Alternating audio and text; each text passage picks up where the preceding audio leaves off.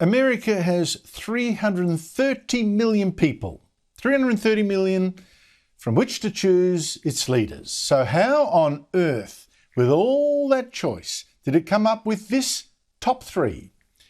Joe Biden, Kamala Harris, Nancy Pelosi.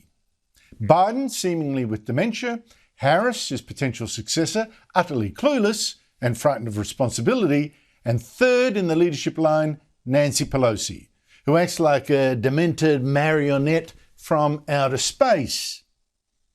Do enough Americans realise that this is the worst leadership crisis that the US has ever faced? 3 incompetents in the top 3 leadership positions.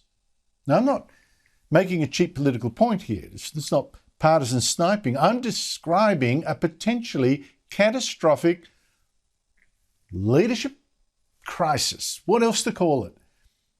America's big rivals, they've got no worries on that front. China's dictator Xi Jinping this week got a whole week of hagiography in the papers there, in the media, as he cemented his position at a big party conference as dictator for life. While in Russia, President Vladimir Putin, he kills or jails his opponents and gave a speech last week jeering how the West is getting woke and weak. I'm not saying we've got to admire either of those two guys, but against them, these formidable rivals, what has America got? You tell me how this is not as racist as a Ku Klux Klan pamphlet or a copy of Der Stürmer ranting about the Jews. I think that white people are committed to being villains in the aggregate, right? But I do think that all of us can sort of agree that a politics that says like there are superior and inferior human beings just isn't the way to go. And that's the thing that white people don't trust us to do because they are so corrupt. You know, their thinking is so morally and spiritually bankrupt about power. The thing I want to say to you is we got to take these motherfuckers out. But I know, but like, we can't say that, right? We can't say, like, I don't believe in a project of violence. I truly don't. That is white hatred, racism, and preached by someone at one of America's top universities, someone teaching students. Something more seriously wrong about Kamala Harris's creepy space video than all the fakery. And boy, the fakery. A vice president with a reputation of being a fake, talking to fake science nerds, hard to look grateful, I mean even worshipful, to be in the presence of Kamala Harris as she met them at a vice presidential residence and took them for a tour of the US Naval Observatory next door. Now, I get it. I mean, Harris's fakery, that so defines her, is indeed the most obvious thing in this video. The most laughable thing. I mean, who couldn't be amazed at the sing-song delivery, the hypnotically waving arms, and the sight of a vice president so clueless about children that she talked here to kids around 13 years old as if they were still in kindergarten. Your eyes. And I just love the idea of exploring the unknown. And then there's other things that we just haven't figured out or discovered yet. To think about so much that's out there that we still have to learn. Like, I love that. I love that. And so I'm very excited about the Space Council. We're going to learn so much. You guys are going to see. You're going to literally see the craters on the moon with your own eyes. Oh my goodness. With your own eyes. I'm telling you, it is going to be unbelievable. Identity politics has gone completely nuts. I mean, I said last night, for instance, that China would be laughing at how the West has let this idiocy of identity politics make us weaker and weaker. But I left out one amazing sign of this decline that really would have China's military thinking, oh boy, this is going to be too easy.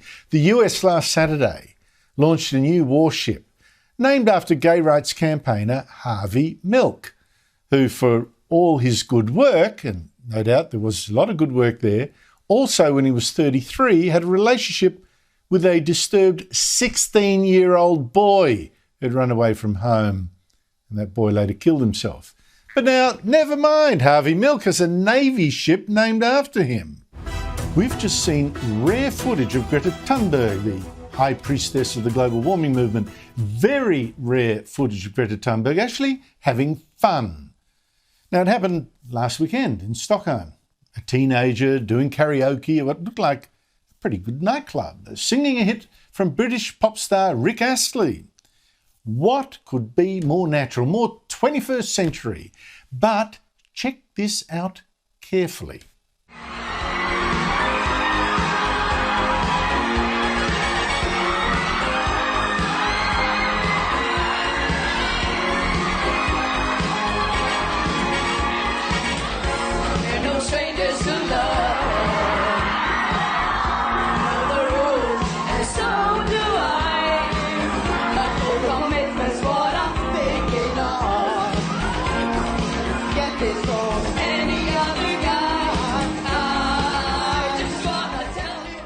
Look, as I said, I've got nothing against this 18-year-old finally doing something that's befitting her age.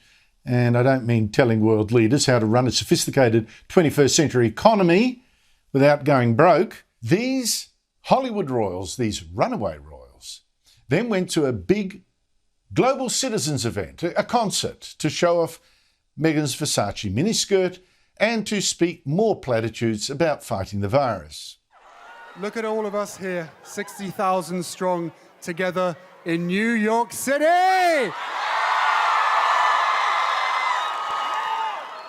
Are we prepared to do what's necessary to end this pandemic?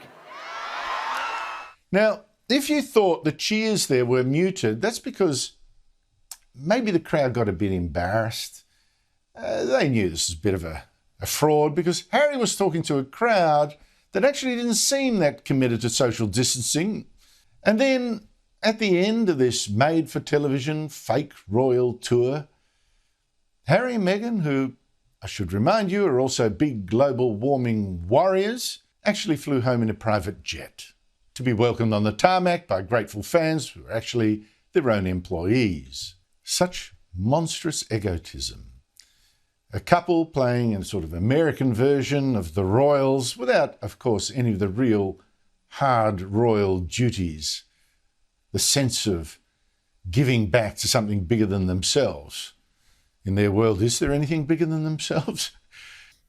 Harry once said that he felt trapped as a royal, but at least back then he was a real one.